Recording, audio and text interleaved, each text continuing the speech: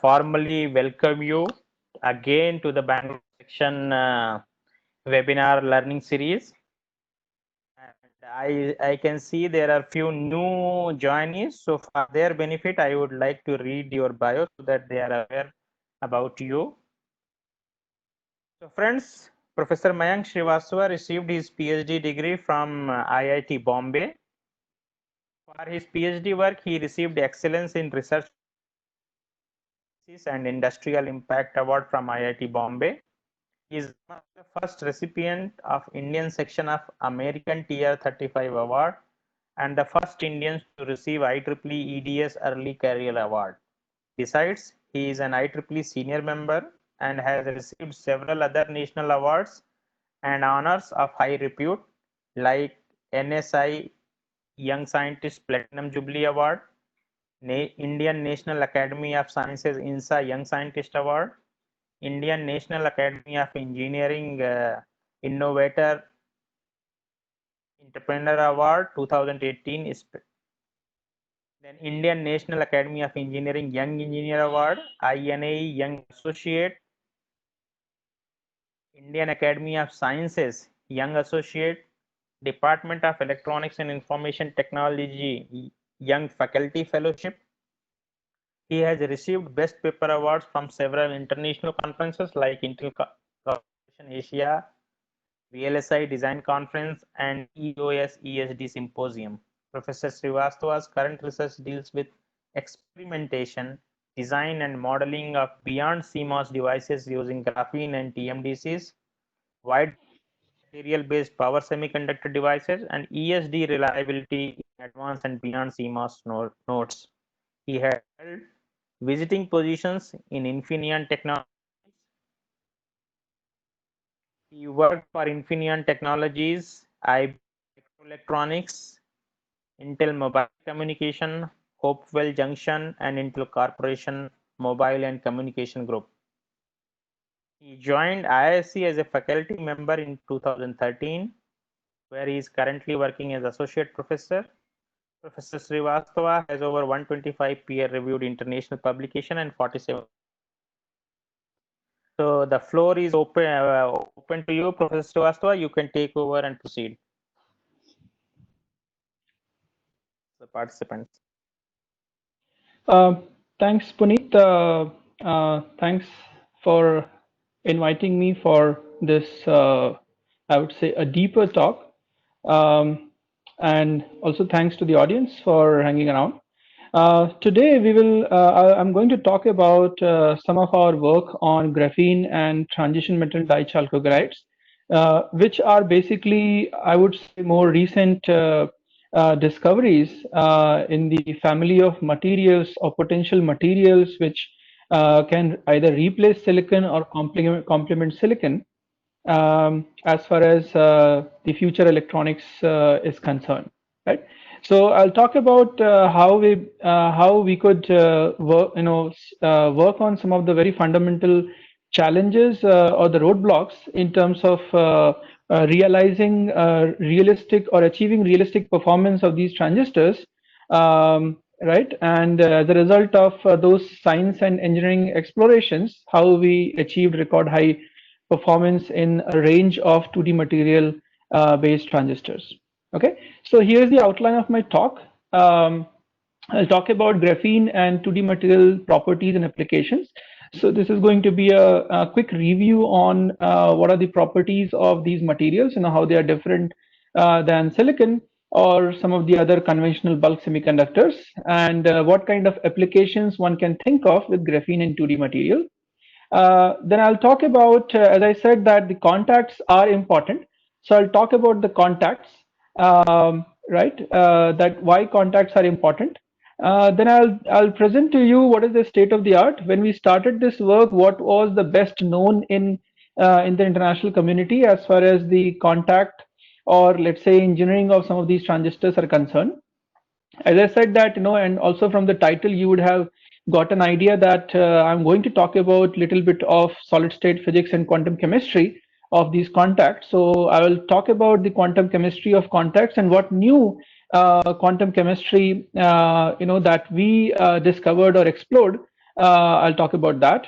And having us understood the science, right? I'll talk about how did we use this science to work on approaches to engineer the contacts, which resulted into record high performance transistors with record low contact resistance. Of course, in between, I'll also talk about some of the technological aspects that we addressed. I mean, just by solving the contact resistance problem, of course, you cannot achieve the record high performance. So we worked on many technological challenges. So I'll briefly cover those aspects as well, and then eventually, finally, I'll conclude this talk.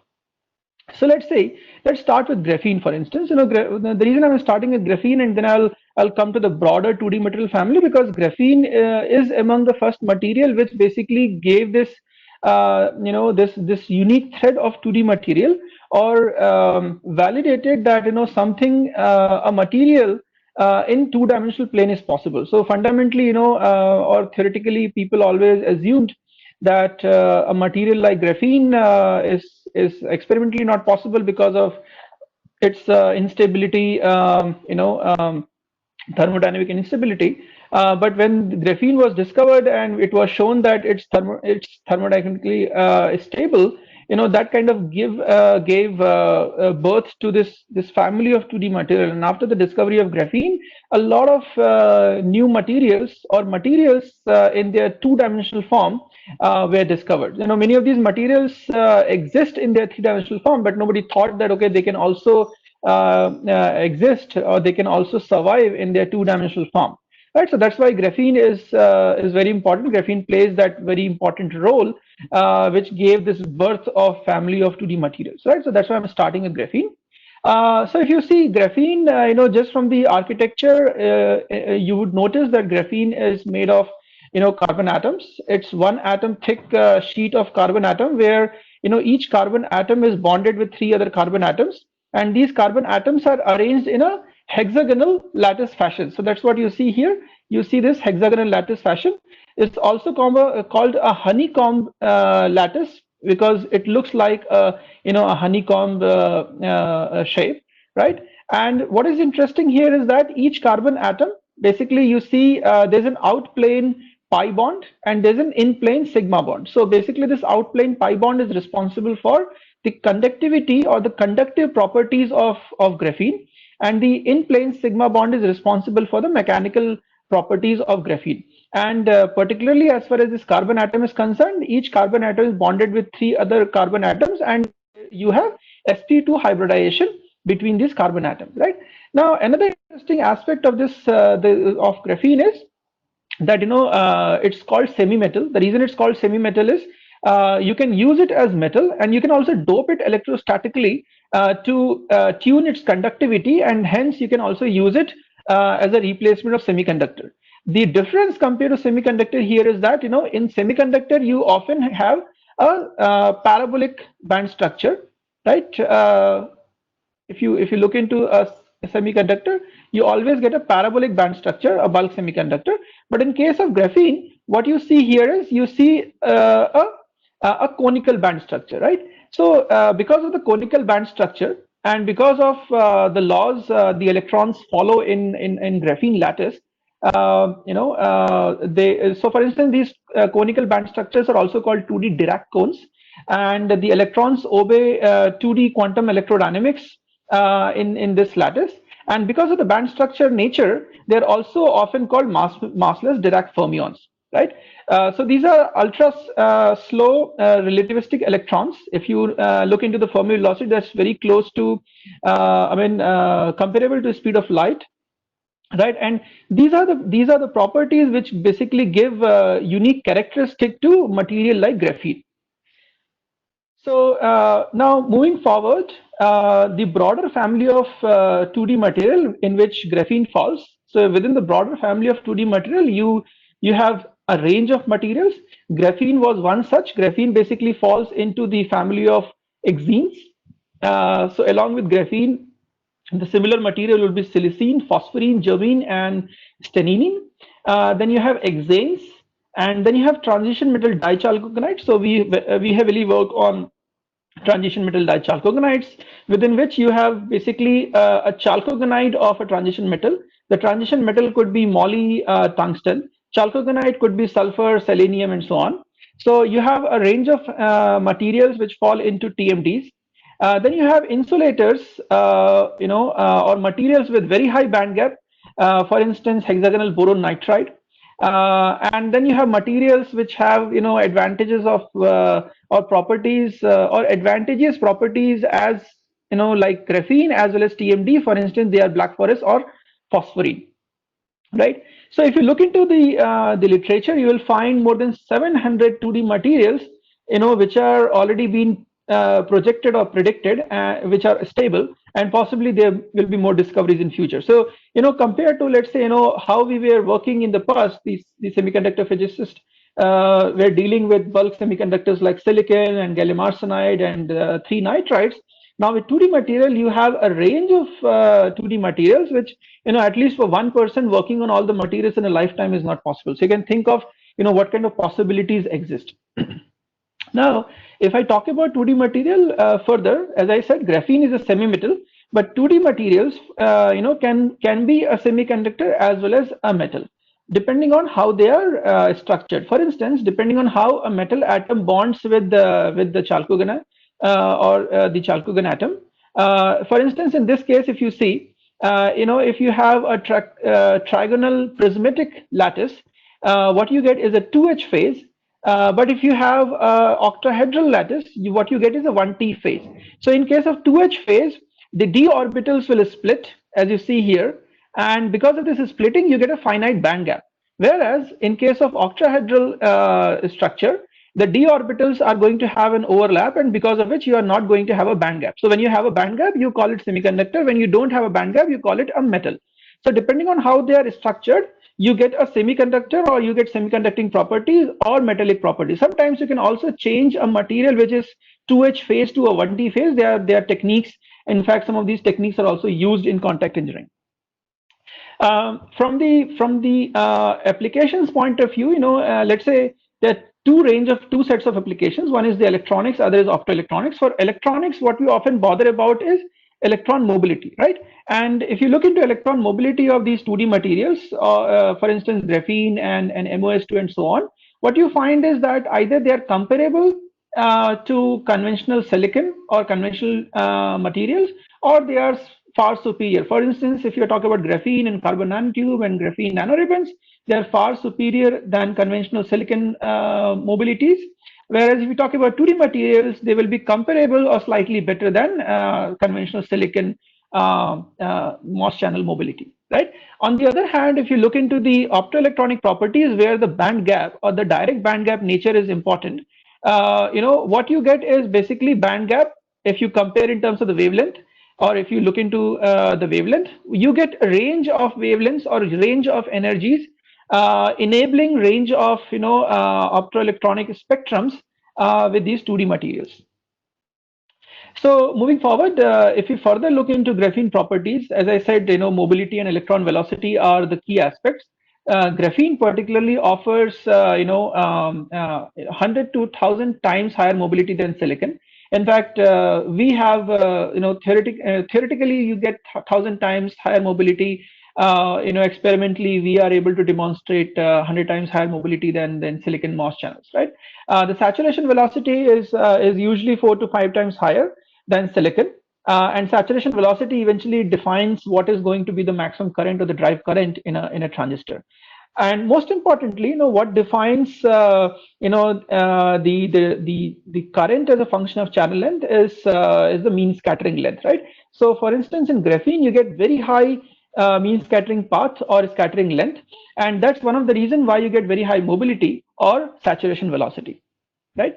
Now if you compare the other properties of graphene, for instance, when you compare graphene with copper in terms of conductivity or melting point or tensile strength, graphene supersedes some of the best metals or the semiconductors in all aspects, and that's one of the reasons why, for instance, graphene is called wonder material in all aspects. If you talk about transistor, for instance, I also mentioned in my previous talk that graphene theoretically has been projected to achieve 20 terahertz. There is no other material which can offer you this kind of cutoff frequencies, and cutoff frequency is the parameter which defines how fast a transistor can operate. As far as the graphene is concerned, graphene has many other applications as well. I mean, for instance, you can think of tunable antennas, superconductors, capacitors, terahertz detectors, sources, and so on. You can also think of transparent displays, and you name it, any application, contacts are always going to be important, right? So that's why we have to work on contact. We have to solve the contact problem. Philosophically, if you also think about contacts, or in a layman term, you have a material, and if you are building a system, you are building electronics, you have to contact that transistor with many other transistors, or active or passive elements in your circuit or system, right? To take the current out from that particular transistor. Now, if your contacts are not proper, there's no way you can take the contacts out. So of course, internally at a transistor level, the contacts affect the transistor performance in many ways. But even in the layman term, you can think in this way that if the contacts are not proper, no matter how good the transistor is internally, the properties of transistor are not going to be seen externally, right?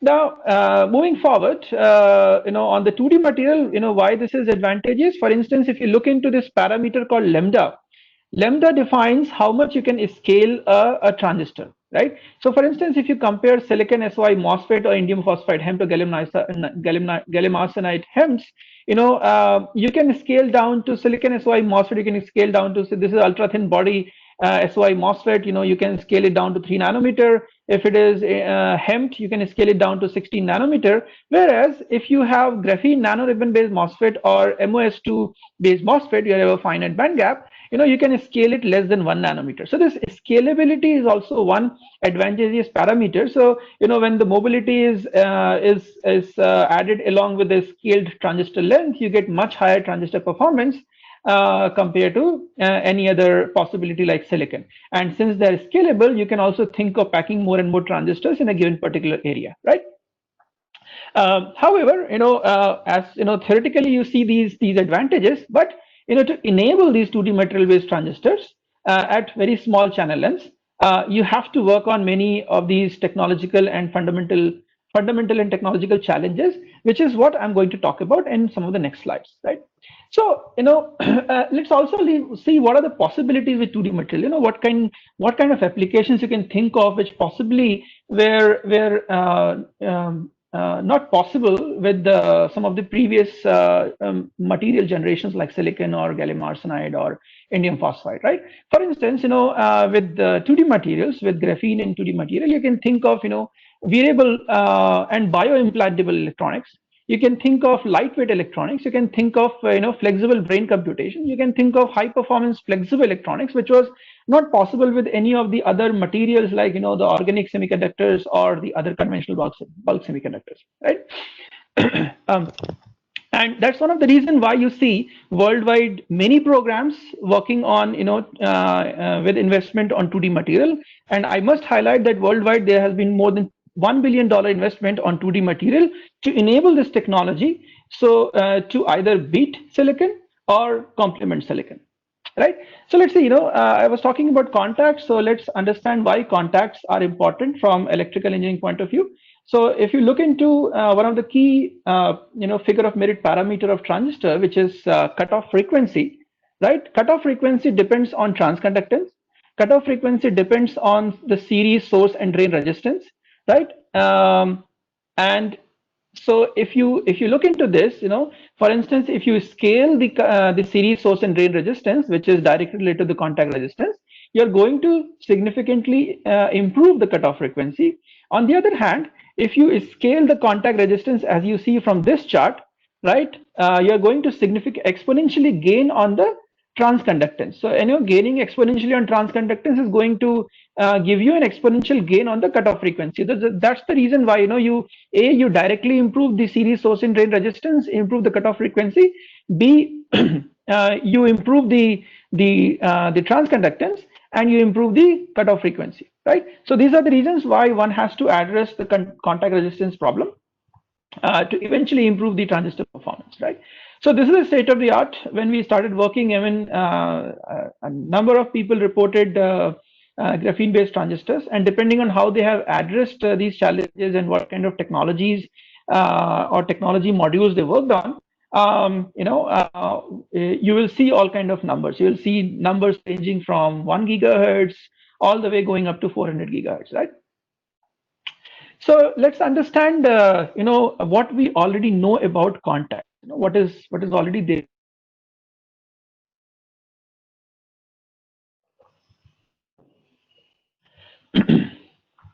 So as far as the contacts are concerned, based on the conventional theory, there's a fundamental limit projected, and this fundamental limit says that, let's say for graphene or 2D material, there is a certain contact resistance and you cannot achieve anything below that. For instance, for graphene, it was projected that you cannot achieve, as you see here from this chart, for graphene, it was projected that you cannot achieve anything less than 160 ohm micrometer kind of contact resistance. And for 2D materials, it was even higher because of a lower sheet carrier concentration in the channel, right? So if you see here, graphene being around 160 ohm micrometer, whereas 2D materials, right, TMD metal contacts were projected to have at least 100 times higher contact resistance compared to graphene, right? So the challenge was that can we bring, let's say for graphene, can we bring the contact resistance much below the theoretical limits, and for TMD metal contacts, can we bring the contact resistance much below the theoretical limit? So can we break this so-called quantum limit, or can we touch at least the quantum limit, right? So let's understand what was done. When graphene metal contact resistance explorations started worldwide, in the beginning, so basically people started with device processing based experiments to more fundamental understanding based experiments. In the very beginning, people worked on device processing and reported improvement in contact resistance by various processing modules. For instance, groups reported 2 times reduction in the contact resistance if you do rapid thermal annealing after metal deposition. Some groups also reported that if you do substrate passivation, you can work on, or you can get better contacts. Some groups reported plasma heating in the contact resistance can give you improved contacts, whereas some groups talked about how do you get photoresist free interfaces and some kind of other cleaning methods in the contact region to improve the contact. So I would say most of these things are pretty much obvious. We know that when you anneal the contact, you get better adhesion between, or which is called the wetting or the wettability between the metal and the semiconductor or the material which you are contacting. We know that when you clean the interface, obviously you are going to have improved contact. So there was no fundamental or scientific exploration at that stage, but of course the material was new and things were not well understood, so these things helped getting to a certain range of contact resistance. Parallelly, certain groups basically were looking into the semi-classical picture explaining the metal graphene contact, and that was the point when basically some of the groups stated that fundamentally you cannot scale the contact resistance below 160 ohm micrometer, and that's the quantum limit for graphene metal contact resistance, even for the highest sheet carrier concentration that you have, right? But what perturbed us, or what was intriguing, that if you look into this particular theory, which is based on the Schottky barrier principle. So basically, here the assumption is that the metal graphene contact is a Schottky barrier, and and the contact resistance is a function of the barrier height.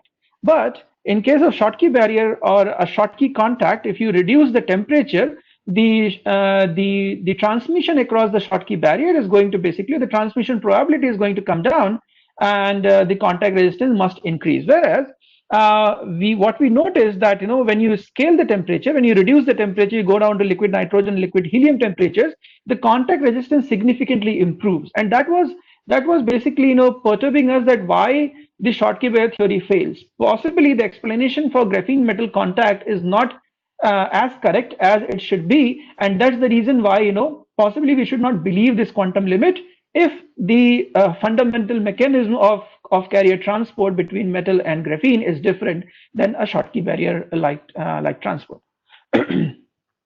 So while we were observing this, there were also parallel reports which talked about and we were also exploring this thing. So some of these papers came along with our paper after some time, and where for instance, groups along with our group were exploring that whether there's an overlap of the orbitals between the metal and graphene. So for instance, when you bring metal and graphene close to each other, and if there is no chemical reaction, then is it possible that their atomic orbital or the wave function overlaps? And if the wave function overlaps, then they can be different things or funny things, which for instance cannot be explained with the Schottky barrier theory, where in the Schottky barrier theory you assume that the interface is ideal and there is no work function, a wave function overlap from both sides, whereas in this case there's possibly a wave function overlap. And that is what was noticed, that when you change the metal, when you go from one metal to the other metal, you see a different kind of density of a state distribution, and that kind of changes, right? Particularly for the d orbitals. Then subsequently there were explorations and there were demonstrations of reporting lower contact resistance by techniques like edge engineering. So there were reports on the 1D contact, there were reports on making these kind of giant comps in the contact region to improve the contact resistance. There were also reports on making these kind of holes in the contact resistance to improve the contact. However, the fundamental understanding was missing, that even if there is a contact resistance improvement, why does it improve? Now this was about the graphene. Parallelly on TMD, there has been a lot of work on understanding contacts. So for instance, people have reported, so in case of semiconductor, the conventional approach of making contact is that you dope the semiconductor with with n-type or p-type before you make the contact, right? So if you're making an n-type transistor, the contact region must be doped by doped in such a way that it becomes n-type, and then you basically deposit the metal. In case of graphene, that problem doesn't exist because graphene is a semi-metal, so you have a finite carrier concentration over there, whereas in case of MOS2 or other TMDs, you don't have that carrier concentration until you have not applied a gate bias, you have not electrostatically doped it, right? So the approaches which people the approaches which people have been using in conventional semiconductor is you dope the local contact region, and the same was attempted in case of TMDs. For instance, in case of TMDs, there are different approaches. Some people, and you'll find range of materials, chemicals, and chemical kind of doping which has been used for TMD. So one approach is doping. The other approach was where basically the graphene was sandwiched between the TMD and the metal. The other approach was where people proposed that can we transfer TMDs directly on top of contact, because when you deposit metal, the metal can damage TMD and that kind of affects the contact, whereas when you transfer the TMD directly on top of metal or metal on top of TMD, you get much better contact, right? So there were other kind of methods as well. For instance, insertion of a thin dielectric which basically breaks the Fermi level pinning, or there are other kind of treatments like pH3 or some kind of ion or plasma treatment, which also improves the contact resistance. However, what I must highlight that in most of the cases, the contact resistance was not lowered below 1000 ohm micrometer. So that's of course close to, let's say, the so-called quantum limit which was projected in one of the review paper, but certainly is nowhere close to the kind of desired contact resistance numbers that you want to get the maximum performance out of these transistors, right? I mean, to get comparable performance as what a silicon transistor will behave at those channel lengths. So if you see here, what I want to highlight from this chart is that there are range of methods by which doping has been proposed. There are many chemical doping processes or wet processes reported to basically dope the contact. And what is interesting here is that whenever you get a lower contact resistance, if once in a while you get a lower contact resistance like this case and this case, the off current would be significantly high in those reports. So what I'm trying to highlight here is that most often, people have converted the material to a metallic phase or have converted it to a metal which basically takes away the transistor action. So even if you get lower contact resistance by some of these methods, the transistor action was taken away, and hence the material or the transistor is of no use anymore, and therefore you cannot use those methods. What you need, a method which basically improves the contact resistance, which reduces the contact resistance without affecting the channel, without increasing the off current. You want improvement in on current, you want improvement in channel in contact resistance, but you don't want any degradation in the off state performance. So moving forward, this is the state of the art on before our work. This was the state of the art on graphene. So what you notice is that there are some reports in case of CVD material, there are some reports with 200 ohm micrometer kind of contact resistance, and with silicon carbide there are some report where the numbers are around 100 ohm micrometer. So silicon carbide epitaxial grown graphene is always a better material compared to CVD material, and that's why you see a better contact resistance in case of silicon carbide epitaxial grown graphene compared to CVD material.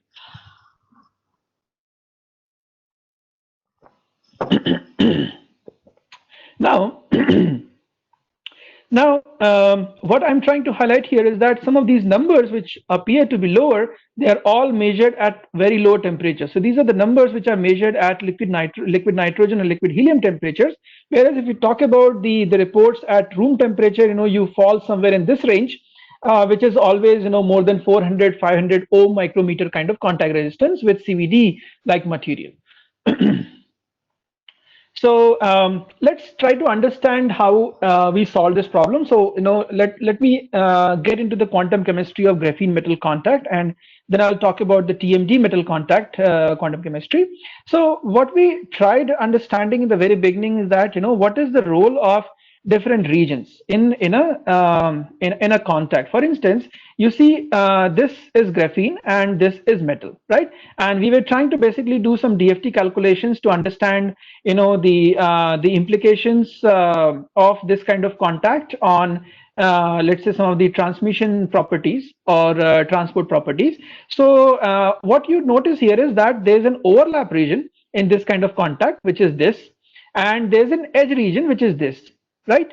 We are not forming an edge intentionally, but of course, when you deposit metal on top of graphene, there is an edge, graphene edge, and the metal is going to contact that edge as well, right?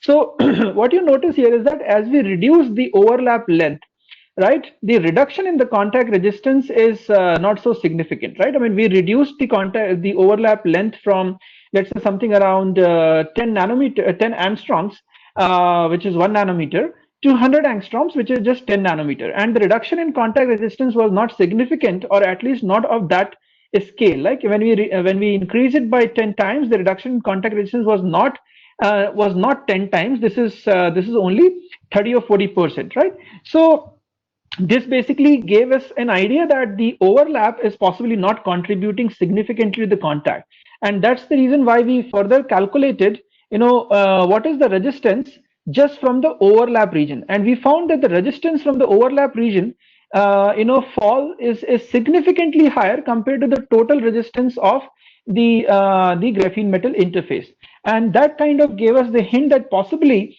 there is a contribution from the edge, and therefore we separated out the the overlap and the edge contribution, and what we found was that the overlap gave us very high contact resistance, whereas the edge contribution was significantly smaller, right?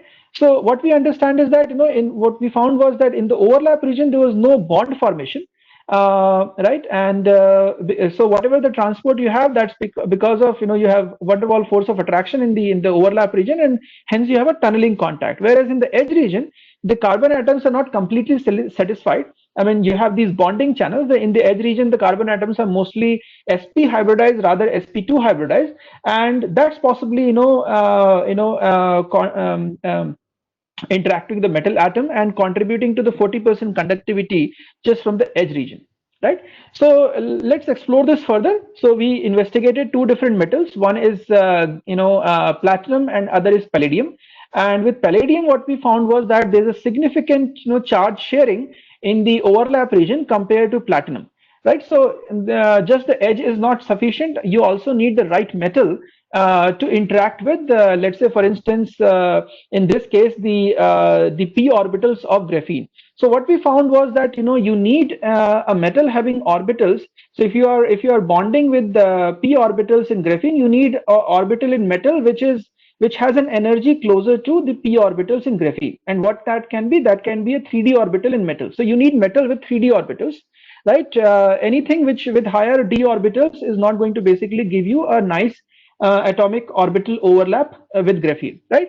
So the sp bonded sites were the key for improving the contact, and then the idea was that how do we introduce these sp bonded sites in graphene before depositing the metal, right? And of course, as I said, that the metal that you choose is also important, because the metal has to have those d orbitals which have energy very close to the p orbital in graphene, right?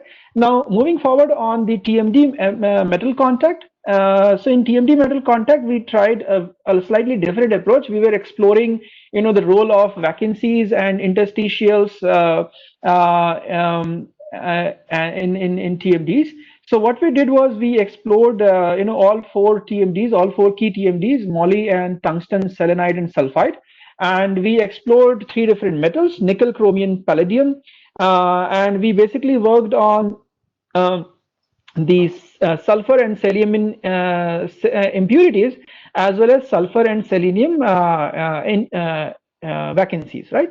So what we found was that depending on which metal and which vacancy or interstitial you have, you get some kind of broadening in the density of a state or the transmission probability within the band gap.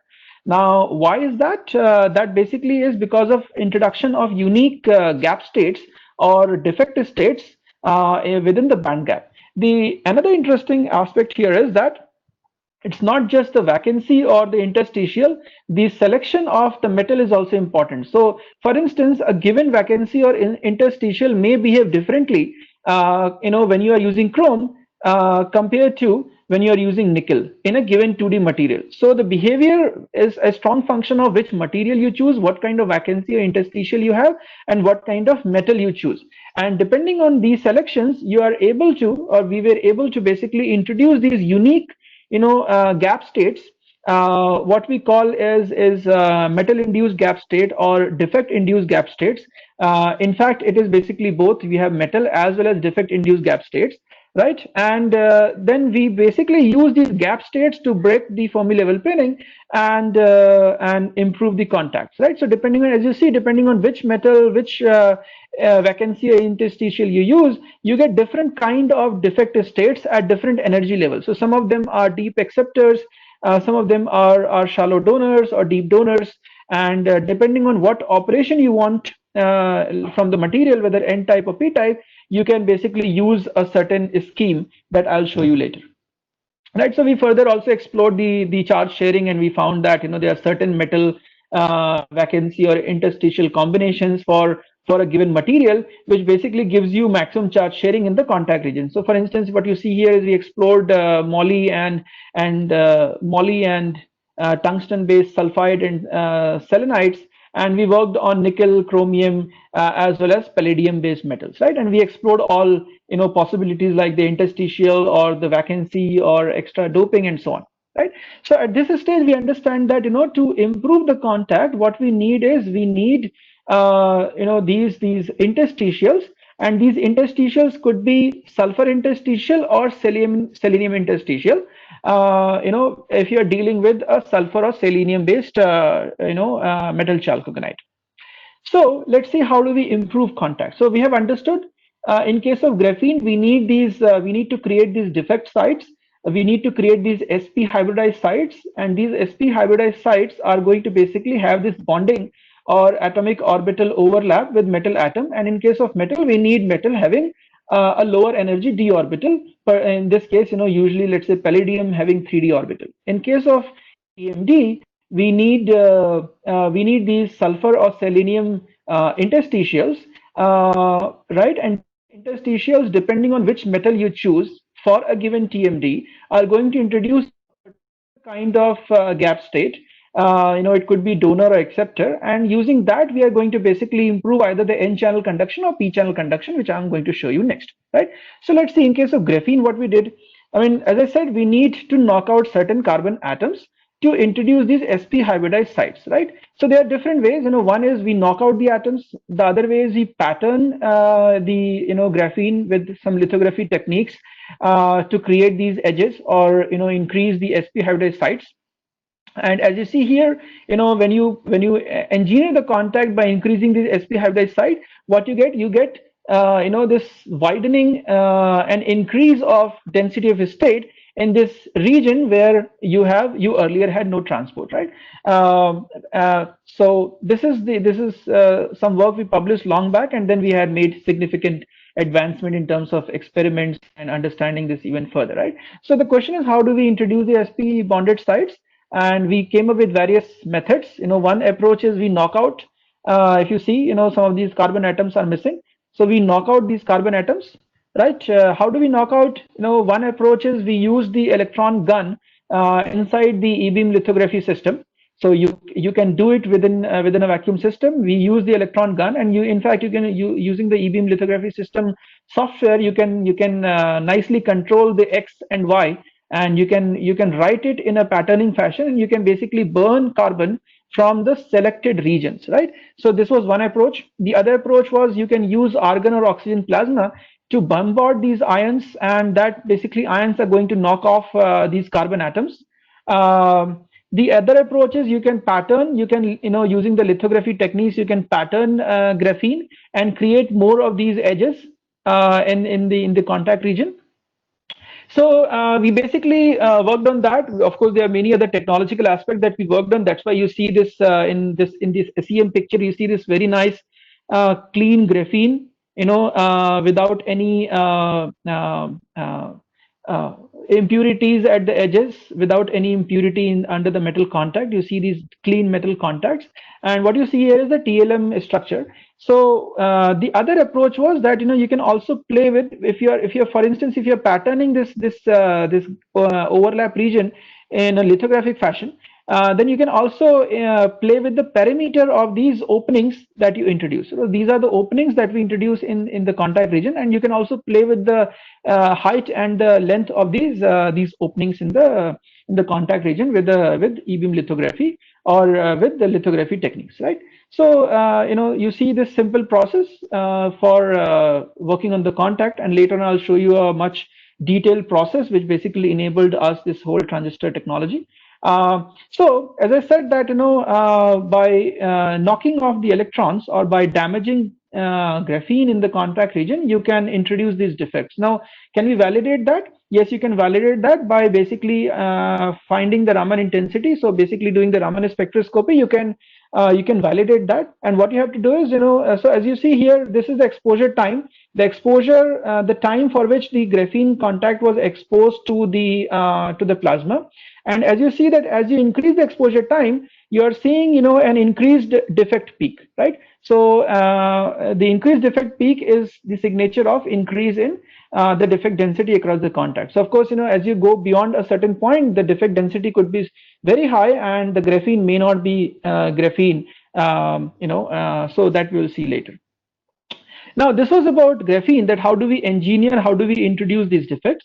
Now, in case of TMD metal, we had to do something very different, right? For instance, in case of one of the challenge with these, let's say, earlier reported chemical processes or the wet doping methods was that the moment you go for the next subsequent process, which could be a DI water cleaning or acetone cleaning or whatever, whatever chemical you deposited through the wet process will be taken off. So the contact resistance is just, you will notice that contact resistance, low contact resistance for some time, but as the transistor goes through further processes, which of course it has to go through, the contact resistance doesn't sustain. So we had to come up with a dry method which is scalable in nature, which you can do it across the entire wafer. And second, we had to introduce a way by which we can introduce these let's say interstitials, whether it could be sulfur or selenium, in a robust and stable fashion, that even if the process goes through many processes or process steps afterward, there is no damage to the material. So we basically came up with this unique chemistry what happens is that the H2S, which is also used to grow, let's say, some of these chalcogenides, it decomposes on top of TMDs. So at low temperature. So what we did was basically we treated these TMDs at moderate temperatures, something of the order of 250 to 300 degrees C, with the H2S gas.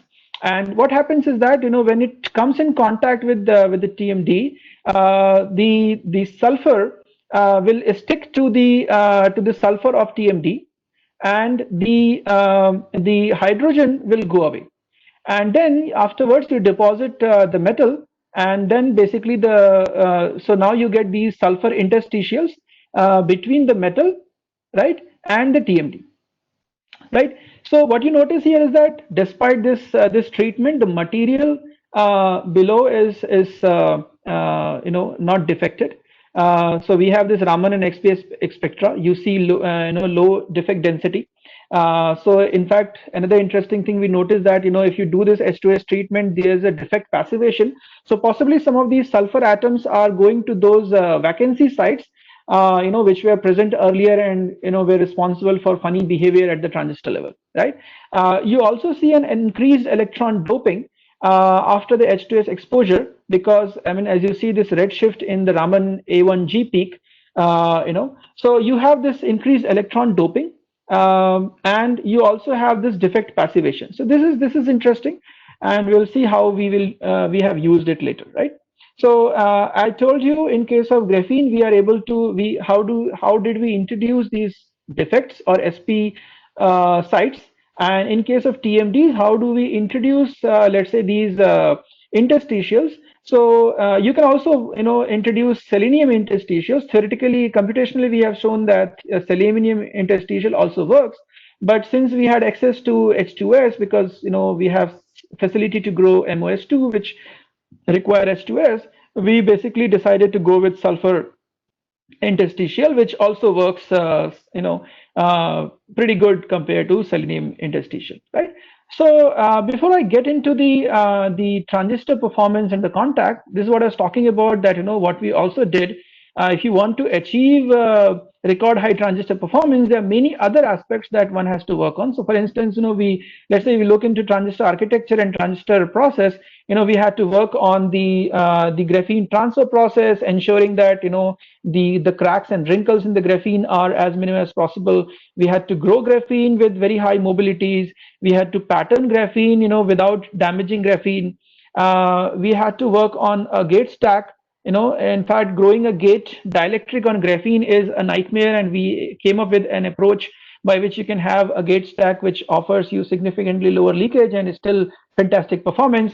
You have to scale the channel length to achieve very high performances, right? And of course, you have to work on photoresist residue-free process. You have to work on all the passives, gate resistance and parasitic capacitance and so on, right? So we worked on all of this, and then then only you can think of working on the contacts. The base has to be there. Then only the improvement from the contact are going to be visual. Because if the material intrinsically is not great, because if the material intrinsically has damage because of the process, no matter what you do at the contact level, those improvements are not going to be visible, right? So the contact comes in the very end. Before that, you have to work on range of technological challenges as far the graphene and 2D material kind of sensitive material is concerned, right? So and that's why you see this is more elaborate process that we developed. This is a 5-mask process for these materials, and it goes through many steps to eventually result into a transistor which is measurable, or which offers you fantastic performance, right? So you see some of these SEM pictures, how these transistors, these ultra scale transistors look like, right? And the kind of test structures you have to deal with to work on various aspects. So okay, so let's get back to the contact. So for instance, what I'm going to show you now is how the contact resistance changes in case of graphene as a function of this plasma exposure time, right? So as I said, we use different ways of improving the contact resistance, or different ways of introducing this sp-hybridized site. One of the way was, for instance, introducing graphene contact to oxygen or argon plasma. So in this case, what you see, this is with the oxygen plasma. And this is with the oxygen plasma, as I said. And what you see here is that as a function of exposure time, we first have reduction in the contact resistance, and then there's an increase in the contact resistance. So this reduction is because of the increased sp hybridized sites, but the increase is because the graphene start losing its fundamental characteristic, and therefore you have increase in the contact resistance because of carrier crowding in the contact regions, right? So this is the window in which you get the optimum contact resistance. Another thing that you will notice is that without any engineering, you see a significant difference in the in the contact resistance depending on at what gate voltage you measure, right? So you have to electrostatically dope graphene to achieve a certain reduced contact resistance. In fact, this is one of the reasons why many of the groups were able to get to 400 500 ohm micrometer contact resistance, but certainly not in the floating state. But when you measure this contact resistance, the engineered one, most of the contact resistance, no matter what gate bias you measure, they will give you the same value, right? So the point I'm trying to highlight here is that the contact resistance must be independent of the electrostatic doping, independent of the gate bias that you apply, right? And this is what you're able to achieve with the the engineered contact. So this was the exfoliated case.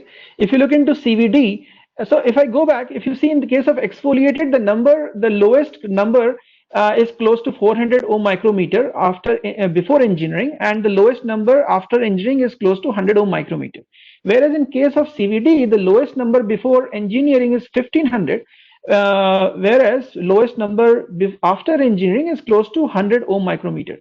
So this is another thing, that the trend remains the same as you increase the plasma exposure time, but in case of with engineering, there is no difference in the contact resistance, whether it's a CVD material or the exfoliated material. So this is another advantage. And what you notice also here is that most of these measurements are done in at 300 Kelvin in air, right?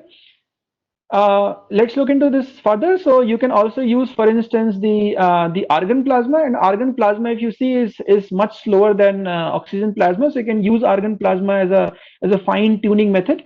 Argon plasma will introduce less defects compared to oxygen plasma. So you can think of using oxygen plasma for coarse tuning and argon plasma for fine tuning of the optimum defects that you want. And then, if you look into the patterned contact area, where we use this comb, or we basically have the comb as well as this e-beam based burning, we are able to get to contact resistance which is close to 84 ohm micrometer, right? Now all these measurements so far are in air and at room temperature. So if you compare the contact resistance with different processes, and the interesting thing which I'm going to show you here is that no matter which method you use, you are able to get contact resistance. So this is the standard. This is without any engineering. Whereas some of these are engineered contacts, and you see in most of the cases you are able to get to numbers which are much below the quantum limit, close to 100 ohm micrometer or even below 100 ohm micrometer. And another interesting thing here is that when you engineer the contact, there is very little difference compared to when you measure at room temperature or when you measure at liquid helium temperature. Whereas with when the contacts are not engineered, there is a significant difference between the room temperature measurement and the liquid helium measurement, right? So let's summarize what we learned from the graphene metal before we switch to the transistors. What we have seen is that you need an optimum sp defect density. You get a V-shaped characteristic, and this optimum defect density is the key to get to the lowest contact resistance. At lower defect density, you have the contact resistance mostly dominated by tunneling. At higher defect density, the contact resistance is mostly dominated by the current crowding. So you need that optimum point. When you have very high contact resistances, before engineering, there's very high gate dependence. So which means you have to electrostatically dope the contact to get to very low contact resistances. Whereas when you have engineered contact, you have least dependence on the gate bias, and this is exactly what you want. You don't want your contact resistance to depend on any external parameter. And in case of the contact resistance without defect engineering, there was a 3x difference between exfoliated and the CVD case, whereas when you engineer the defect, right, there's no difference between exfoliated and the CVD case.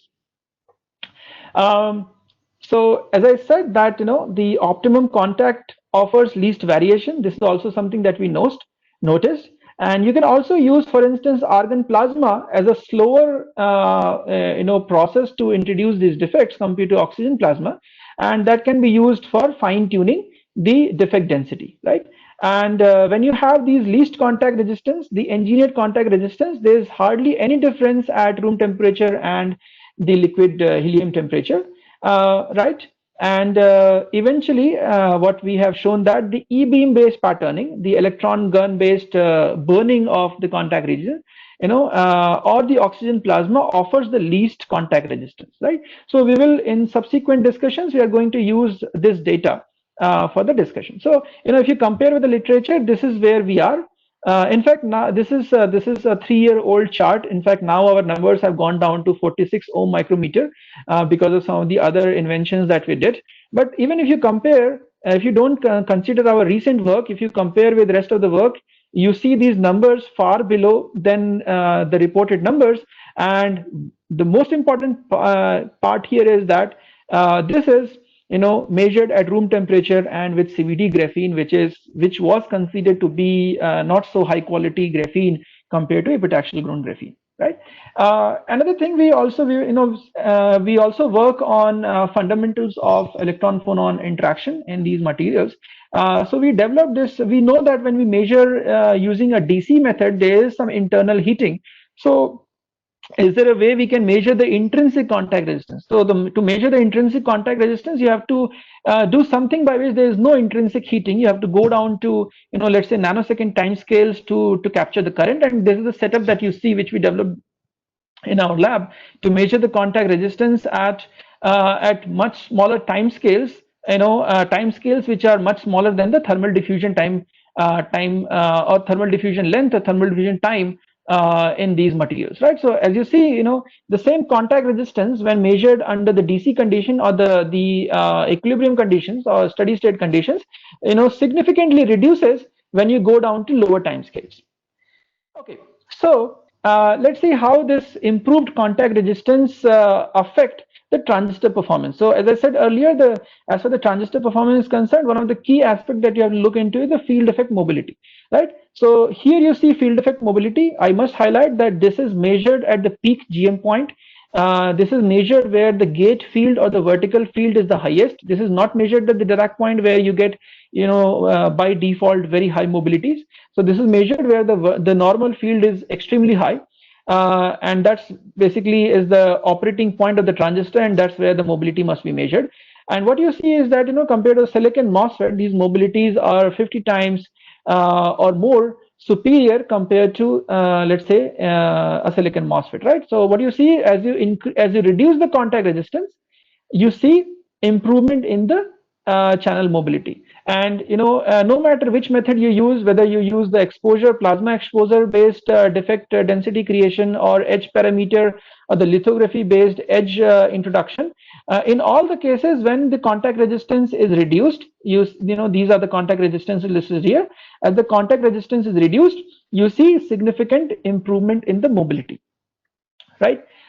So here is the comparison. So no matter which method you use, if the contact resistance is lower, you get very high carrier mobility at room temperature, right? Now let's compare the other things. For instance, this chart will show you how much scaling the contact resistance improves the mobility. And particularly when you go to these engineered contact windows, there is hardly any difference between the between the numbers extracted at liquid helium temperature versus room temperature, right? So another interesting thing that we noticed, that the transfer length, which basically tells how much the carrier diffuses inside the contact, as you get to the engineered contact window, the transfer length was scaled significantly, and there was barely any difference between the transfer length extracted at liquid helium temperature versus room temperature, right? So this is another interesting thing, that this gives an idea that when you scale the contacts, you can scale the contact. When you scale the contact resistance, you can scale the contact dimensions as well. As a function of engineered contact, the roll-off in the carrier mobility as a function of channel length is much smaller compared to the standard contact. In case of standard contact, as you scale the channel length, because of increased field, the carrier mobility is reduced because of the lateral coupling of electron with phonons, or increased phonon population when you scale the channel length for a given applied voltage, right? You also see very nice scaling in contact in the transistor current when you have engineered contact and when you scale the channel length, right? This is further visible here. So as a function of contact resistance, you are able to get to the let's say upper limit of current, which is the maximum limit of current possible by the channel, which depends on the density of states across the material. As I had shown earlier, again in this case we see significant improvement in case of transconductance when you scale the contact. And most important aspect is that when you scale the contact, the on current to Dirac current ratio improves significantly. So now for a CVD material, you get to something which you have often seen in literature, to something which is often seen for exfoliated material, or something which is often known as a textbook figure of textbook parameter. Getting 5 times higher on current compared to Dirac current is as good as what you often see in textbooks, for instance, right? So this is another important thing, that when you rescale the contact resistance, the Dirac to on current ratio improves, which also shows that the contact is not doping the channel in this particular case, unlike what was shown in the previous reports. So as you see the characteristic, as I said, this is how it looked like before engineering, and this is the characteristic after engineering, and you see this very nice textbook like characteristic, right? So you see very high current, and as the contact resistance is reduced, the current is increased, right? So in this case the contact resistance is reduced, and in this case it is increased. Right, and similarly when you measure at depending on where you measure, so even if you measure at liquid helium temperatures, you don't see much difference compared to room temperature measurement, right? Again, you see in this case the transconductance got significantly improved with engineered contact, and the mobility got significantly improved with engineered contact, which was extremely low value compared to the engineered contact in the previous case, right? Now finally I am showing you the data here, which is the comparison with the IBM's report. So this was reported by IBM, and this was the record high performance transistor till date when we reported. And then what you see here is that a transistor with 20% better performance compared to IBM's transistor. And what is important to highlight here is that IBM's transistor uses epitaxial grown graphene with hafnium oxide dielectric and on silicon carbide substrate, whereas we have used CVD graphene with silicon oxide dielectric and silicon oxide substrate, right? So that's the advantage. So basically this is a very expensive process. This is a super cheap process, and with the super cheap process and super cheap material, we are able to get 20% better performance because of the technological advances and the contact resistance engineering that we did.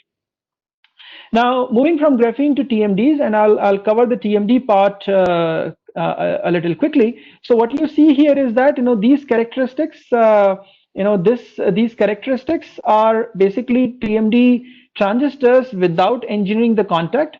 All these characteristics are without engineering the contact, right? And you see it for different materials. So for instance, this is for MOS2 log and linear data. This is for WS2. This is for MOSE2, and this is for tungsten diselenide, right? And depending on which material we have used different metals. So in some case we have used nickel, some case we have used palladium, in some case we have used chrome, as we have already investigated from our DFT calculation that which metal is going to offer better performance from which material, right? So you see experimental data where before engineering the performance is significantly poor, whereas once you have engineered the contact, you see significant improvement in the transistor performance, right? You see significant improvement in the transistor performance, no matter which transistor, which material you talk about, there's always significant improvement in the transistor performance. Not just that, you also notice that the threshold voltage in most of the cases after engineering is positive compared to how it was in the previous case, where for instance most of these materials being n-type is well known, and they are n-type, intrinsically n-type because of the shallow donors present in the in the band gap because of these chalcogonide vacancies. Now those vacancies were passivated because of the treatment that we introduced in the channel region. So therefore those donors are gone, the material is no more n-type, that's intrinsic in the channel region, whereas the same interstitial, when it there's a orbital overlap with the metal atom and the chalcogen below, improve the carrier injection significantly, and therefore you have this significant performance improvement. So the advantage here is that you have got intrinsic channel, which means a positive threshold voltage for an n-type transistor, as well as you have significantly improved transport properties between the metal contact and the channel. So the on to off ratio got improved, the on current got improved, the contact resistance got improved, subthreshold slope got improved, which I'll show you in the next slide. So as you see here, there's an order of magnitude improvement in the contact resistance, no matter which material you choose. For instance, whether you have MOS2 or WSE2, and you have order of magnitude improvement in the contact resistance. There's orders of magnitude improvement in all the figure of merit parameters. For instance, transconductance, I-off, I-off reduction, ion improvement, ion by I-off improvement, mobility increase, improvement, subthreshold, and the contact resistance. Now we also translated this, so all of this work was done on exfoliated material, and we also translated this on CVD grown MOS2, and we found that the approach works for the CVD monolayer MOS2 as well. So it's a universal process which you can use on all kind of TMDs to improve the contact resistance as well as the channel characteristic. Right now, going forward, since we are able to introduce these defect states, and as I mentioned earlier, that depending on what metal and vacancy you choose, you get different kind of defect states, and you can use these defect states to enhance the n-channel conduction or p-channel conduction. That's exactly what we did here. So for instance, when you use chrome, you get a p-type operation, and when you get nickel, this is in case of WSE2, and when you use nickel, you get n-type operation, right? And that's very interesting. That was very interesting, and we were able to demonstrate first time a p-channel conduction or a PMOS operation with TMDs, which was not reported earlier, particularly when the performance of the p-channel transistor is as good as the performance of the n-channel transistor. So what you see is a significant improvement in the field effect mobility. In case of WS2 nickel, you have n-channel conduction, and in case of WS2 chrome, you have p-channel conduction, right? So we see in the next slide, there is significant improvement in the transport property in the on current. There is a significant reduction in the off-state current, for n-channel conduction, p-channel conduction. So for p-channel transistor, you have significant reduction in the n-channel conduction, and for n-channel conduction, you have significant reduction in the p-channel operation, right? So this basically makes it, intrinsically either n-type or p-type. And with this process, you can think of making a CMOS using WSE2. So when you use nickel, you get NMOS. When you use chrome, you get PMOS. And I must also highlight that the chrome is the gate metal in NMOS, and nickel is the gate metal in PMOS. So basically, you don't need multiple metals. It's the same process, and you get both NMOS, PMOS. You get the complete CMOS operation in TMDs. Right. So now we are towards the end of my talk. Let me summarize what we have learned. As far as the graphene metal is concerned, I talked about the role of sp-hybridized sites. I talked about the orbital overlap engineering and how it can significantly improve or lower the contact resistance. I introduced you many techniques or variety of techniques to engineer the orbital overlap and hence the contacts, right? And then I talked about the various methods by which you can engineer the contact, and the engineered contacts offer the scalability without sacrificing the channel properties. And as a function of all of this, we have seen that engineered contact gives you 6 times improvement in the on current, 8 times improvement in the transconductance, and 6 times improvement in the carrier mobility. Right. As for the graphene, CVD graphene transistors are concerned, at room temperature, we have reported record low contact resistance, almost 138% higher compared to the best reported till date, and 20% better transistor performance compared to the best transistor material or transistor performance reported till date.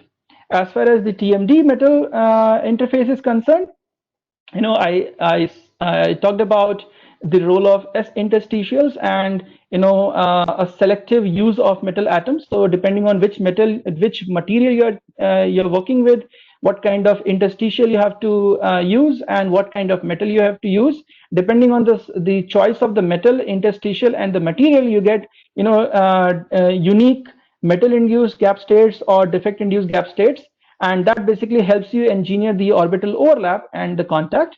I also have shown you that some of these engineering methods can engineer the channel, and as a result of that, you get basically engineered transistor, which offers you far better scalability without sacrificing the channel properties, unlike some of the previous reports.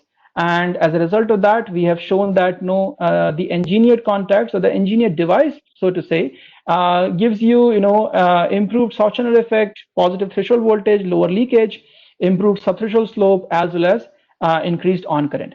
If I talk about the numbers, at room temperature, we have demonstrated 58 ohm micrometer kind of contact resistance. This is 400% better than any report till date. We have shown overall performance boost in all TMDs, which was never shown before. Earlier, for instance, if somebody has shown improvement in on current, there's a compromise with off current and so on. But in this case, we have shown improvement in on current as well as improvement in off current, as well as positive VT and subthreshold slope and contact and so on, right? And for the first time, we have also shown a p-channel transistor characteristic with record high performance, or performance as comparable to an NMOS, and a process which basically gives you a CMOS capability, right? So with this, let me thank you all for hanging around, and I think the floor should be open for questions. Thank you very much. Yeah, thank you, Dr. Mayank. Thank you very much. And in fact, we are really happy to see that you could achieve really record high performance. And I think India should be really proud that there are very few fields where we are doing exceedingly well, not only in India but across globe. So I think this is one such area we Indians can proudly say that yes, we have achieved better than anyone else. So thank you very much for doing all those things and making us proud. Now we will go to so I will take questions one by one. Before I go,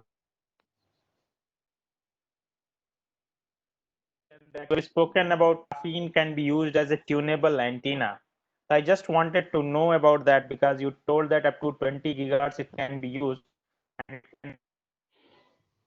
tunable antenna. So just brief about that and how it works really. That's what I wanted to know. Physics behind it. Okay. So two things. The 20 number which I talked about, that was 20 terahertz, and that was in context of transistors, not antenna. Tunable antenna is a concept which is yet required to be explored in detail, and the concept is based on the principle that in case of graphene, you can tune the conductivity electrostatically, and if you are able to tune the conductivity electrostatically, you can basically also think of tuning or playing with these with the let's say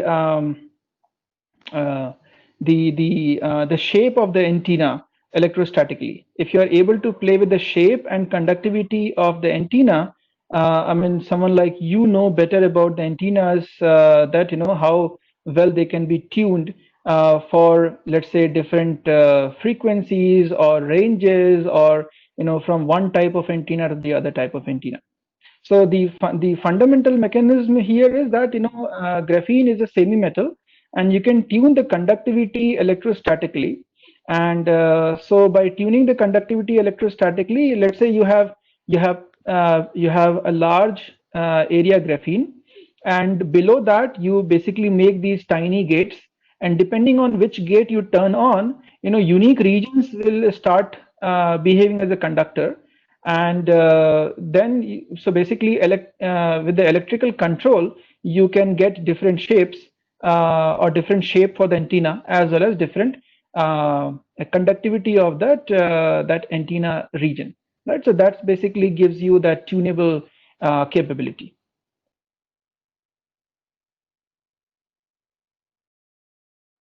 So I could understand, yes, how you are trying to do. That is really good concept, and definitely we should work on that. Now, quick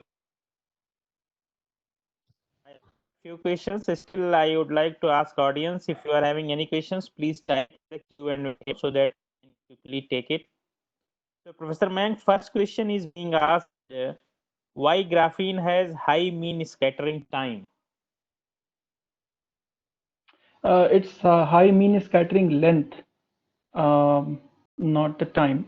Um, so mean, of course, I mean, if the length is higher, then you can also say mean scattering time is higher, but often we talk about higher mean scattering length.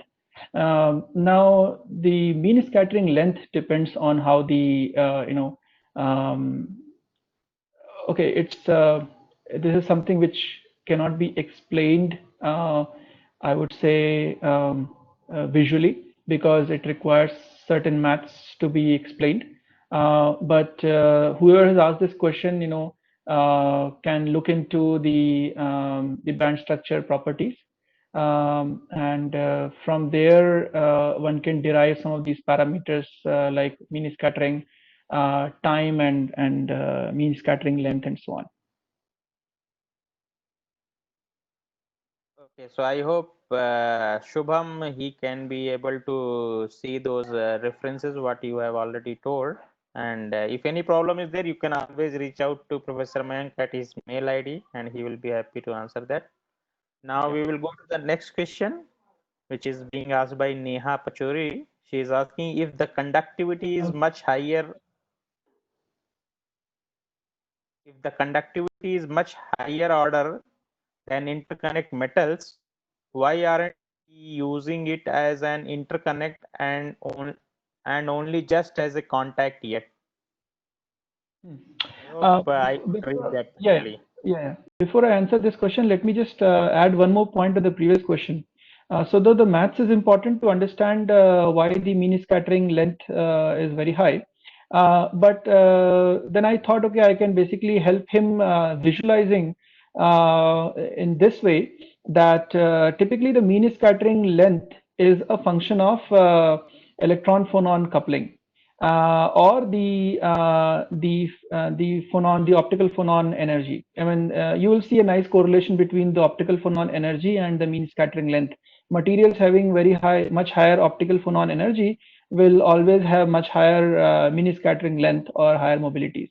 So if you look into graphene, graphene has, for instance, optical phonon, the energy or the minimum energy needed for electrons to generate an optical phonon is 160 milli electron volt, compared to silicon where it is 50 milli electron volt. So hope this explains that you need electrons to gain much higher energy to generate an optical phonon before it can basically before you get more phonon population, optical phonon population across the material, which can which can lead to this scattering of electron with optical phonon. Now, what is this energy? You can think of this energy is that the electron has to travel a longer path to gain that kind of energy, because electron is getting continuously accelerated, so it has to travel a longer path to get to that to achieve that kind of acceleration, so that it gets to 160 milli electron volt, or of course higher energy than that, compared to in case of silicon, where even a 50 milli electron volt energy transfer to lattice will generate optical phonons. So I hope this help visualizing that in case of graphene, you need electrons to travel longer, to get that energy for a given acceleration, compared to silicon. Now, and of course, so this is more of a simple way of explaining this, but to understand better, whoever has asked this question should look into the maths. Okay, coming back to the other question. So yes, graphene offers conductivity better than copper. and also the mechanical property is better than copper. But the challenge at this stage is following: even if the conductivity is high or the mechanical strength is high, when you compare, when you look into monolayer graphene, it's highly sensitive, and therefore dealing with monolayer graphene at larger area and something like interconnect require large area graphene is a difficult task.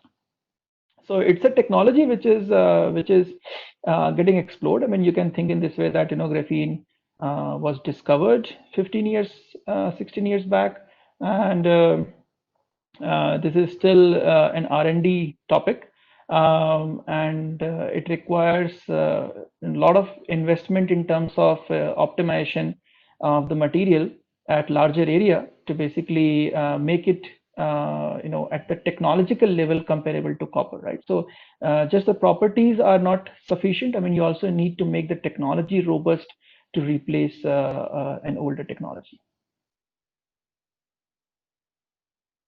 Great, thank you. So next question is from Nityashri.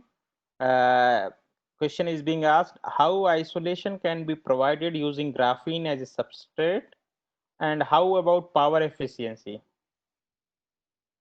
Well, you cannot use graphene as a substrate. As I said, graphene is a semi-metal. So even if you don't do anything, there is a finite conductivity of graphene. But any substrate, whether it's on chip or at a system level or board level, substrates are always insulating in nature. So you cannot use graphene as a substrate.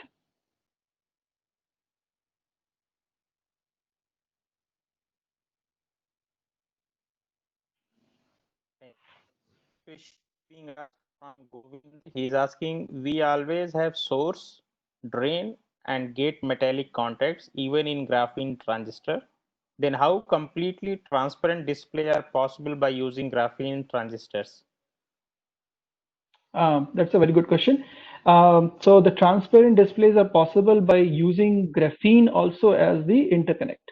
So in that case, you should not be using, let's say, conventional metal, for making the source drain or the gate. You must use graphene to make these contacts, right? So for instance, graphene or CNT,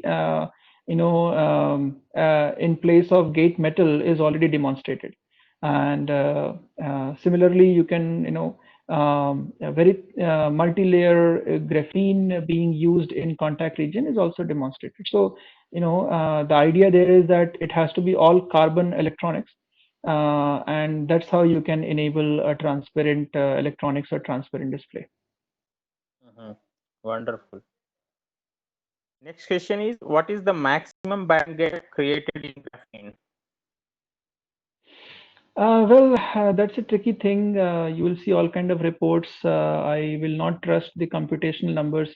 Computationally, people would have even demonstrated, several hundreds of milli-electron volt. Experimentally, the numbers are in the range of few tens of milli-electron volt, to best of my knowledge of literature. And but that's also very tricky. When you get very high band gap, you lose most of the properties of graphene. Okay.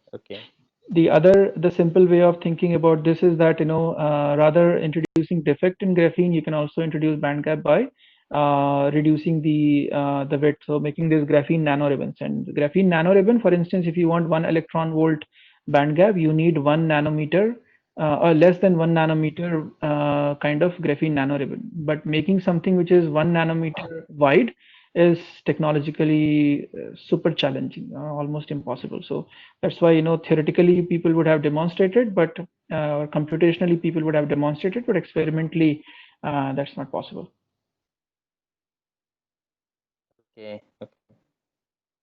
Next question is being asked by Karthikeyan. He is a long-term stability of TMD devices, whether any test is carried out, or Oh to yeah. maintain stability, any special process carried out?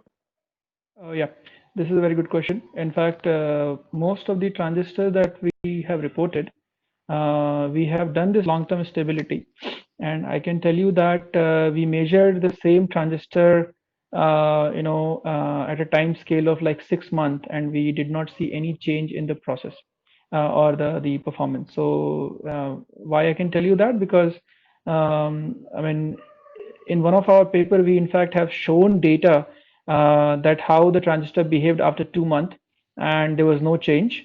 And then in subsequent papers where basically we use the same transistor for some more fundamental explorations, and we continued those investigations for another 6 months, and there was barely any change in the performance of transistor if they are not seriously, heavily measured. So after process, at least up to 6 months, we have not seen any significant, difference in the performance or stability issues. So we can certainly say that, this process that we are talking about is certainly much more stable, or far more stable than any other process which has been reported in the past, where, in fact, we also experimented some of those processes, and we found that, they kind of become unstable after 1 or 2 days. So you have to measure immediately, you see some performance improvement, but when you measure after a few days, you don't see anything.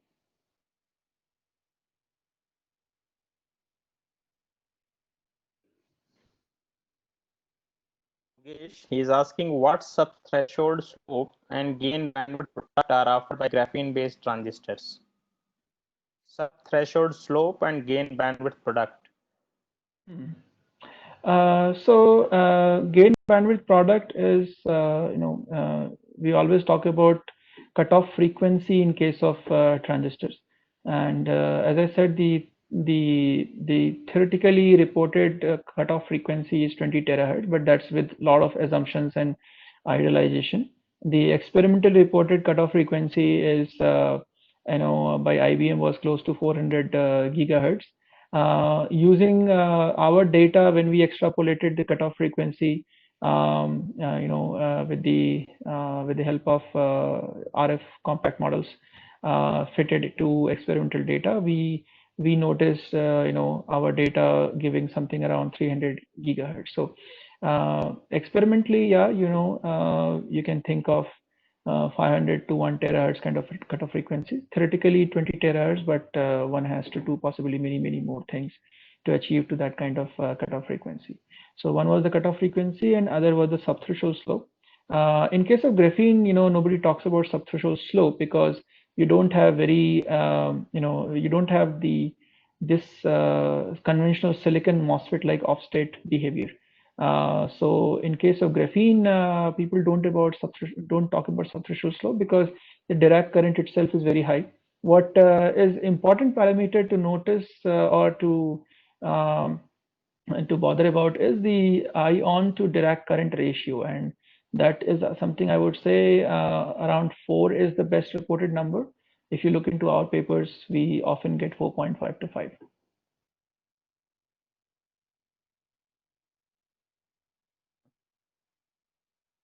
Okay. Question is being asked from Lakshmi. She is asking causes donor-like and acceptor-like surface states. Sorry, your voice broke. What was the question?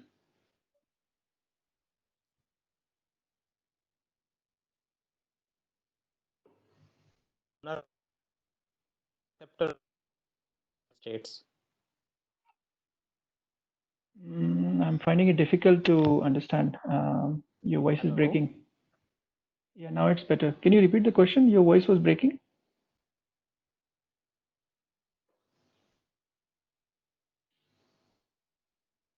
Hello?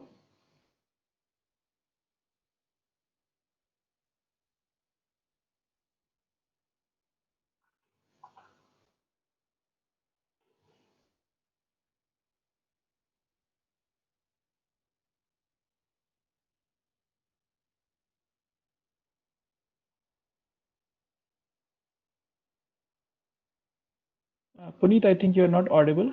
I see some comments.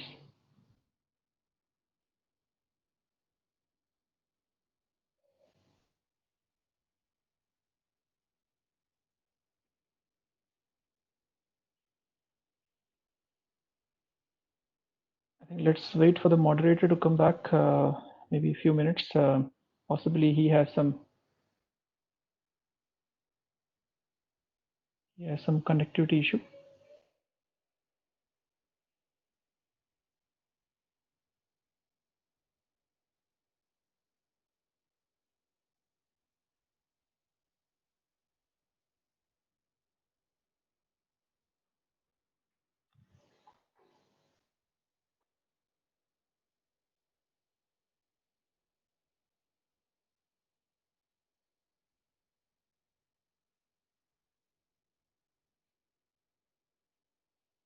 We will wait for a couple of minutes. I think Puneet is experiencing some problem with the connectivity. Let him come back.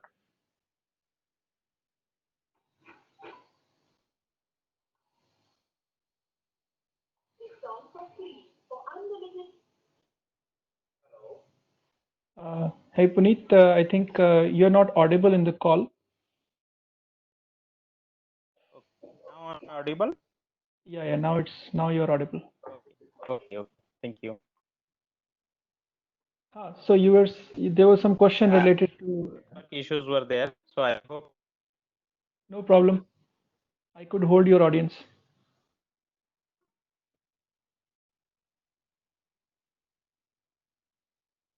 The question is being asked: their thickness causes donor-like or acceptor-like surface states.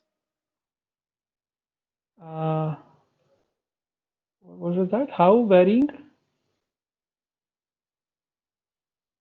Thickness. Okay. The layer thickness doesn't affect the donor states or acceptor states. The donor states and acceptor states are completely dependent on the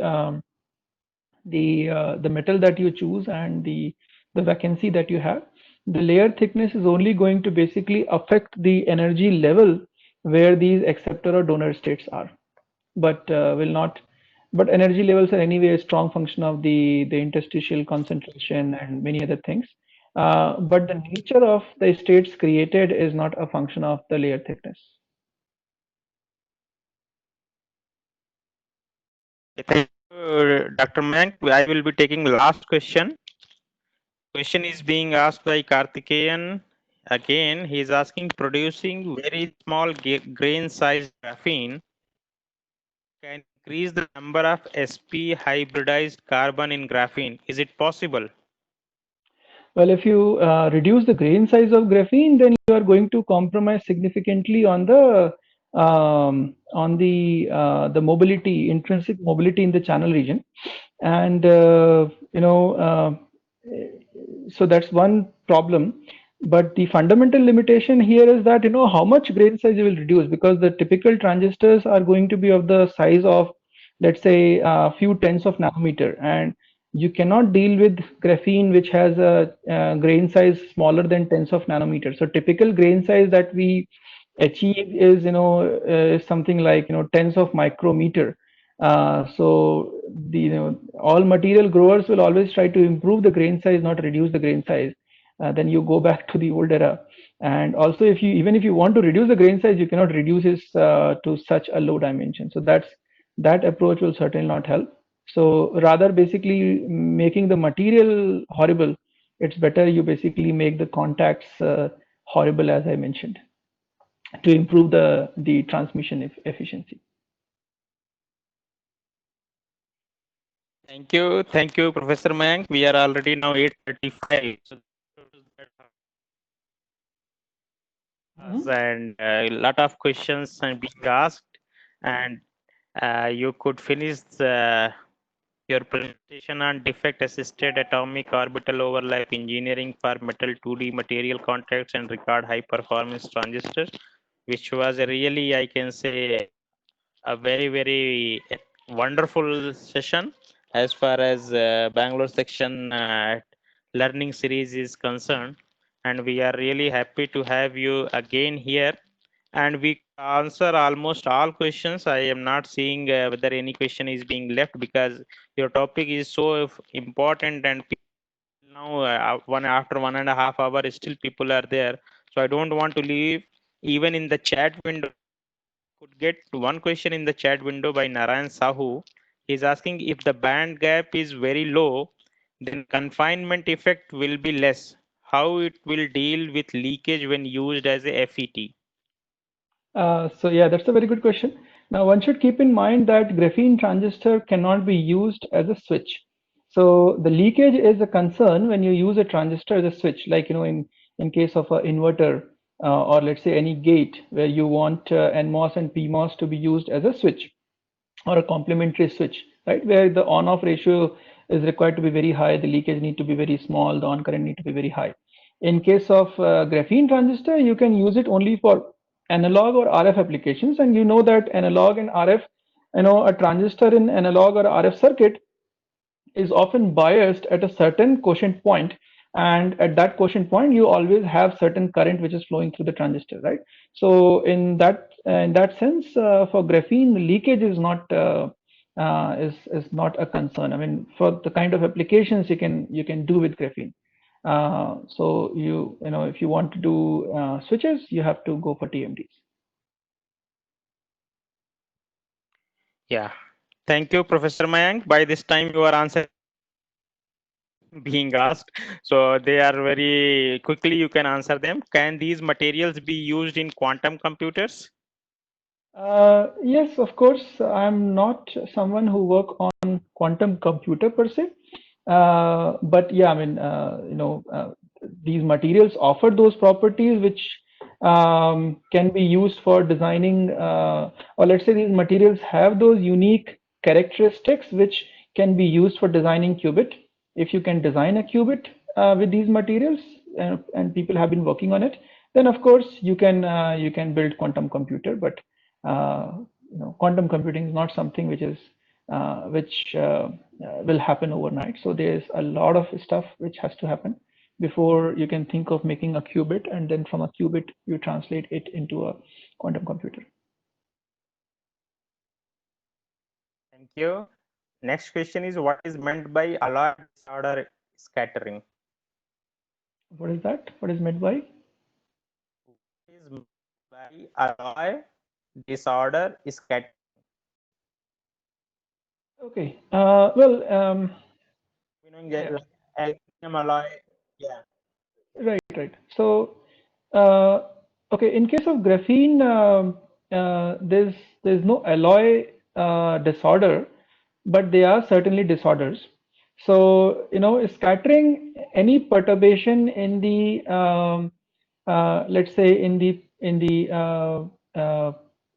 potential distribution um, across the material, or any perturbation in the yeah, I would say the potential distribution across the material or across the individual lattice site is basically going to create these Coulombic disturbances, and these disturbances causes the scattering.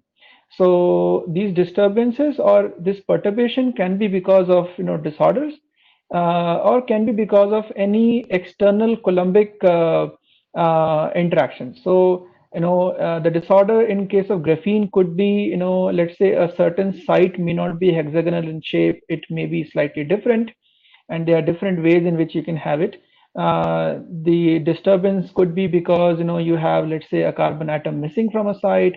The disturbance could be because uh, you know they let's say there's a certain material sitting on top of or below graphene which is causing some Coulombic perturbation in that particular local region, which is making that region as a scattering site. So any perturbation in the Coulombic or the potential distribution can lead to scattering. Um, and that's basically is what is the this any form of scattering. So let's say if you talk about alloy disorder scattering, in case of graphene, as I said, there's no alloy, but there can be disorders, and these disorders can lead to these kind of perturbations, and these perturbations can lead to these kind of scatterings or these scattering sites.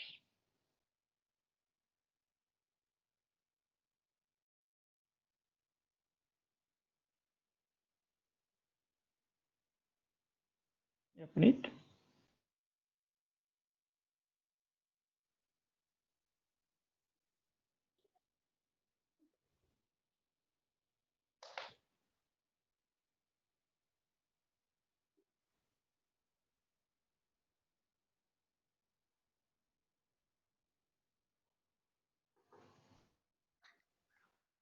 Puneet, you are not audible. Yeah, so again, there was a network issue. I think, Dr. Mayank, thank you very much. So we have concluded this session, and we are not seeing any further questions. So I think this is the right time when we can close this session. And thank you very much once again for joining us and providing your perspective on a very, very important topic. On behalf of IEEE Bangalore section, as well as on my own behalf, again, I would like to thank you. Thank you very much. And still, we will be waiting for your webinar on GAN. So please let us know when we can have that webinar. I will let you know. Give me some time. Yeah. Yeah, yeah. Yes, sure. But on Yeah. this topic, if anyone has a question, I mean, feel free to write to me. I know I always enjoy answering questions over email. So we'll certainly do that. And GAN, I will let you know. Give me some time. Yeah, no problem. Before December, I'm expecting. Yeah, I'm giving you another 6 months window. Thank you. Yeah, yeah. Thank you very much. Thank you. Thanks to everyone for hanging around. Yeah, thanks, all the participants. Please join us tomorrow again at 7 p.m. with new expert and new topic. Thank you, one and all. Good night. Good night.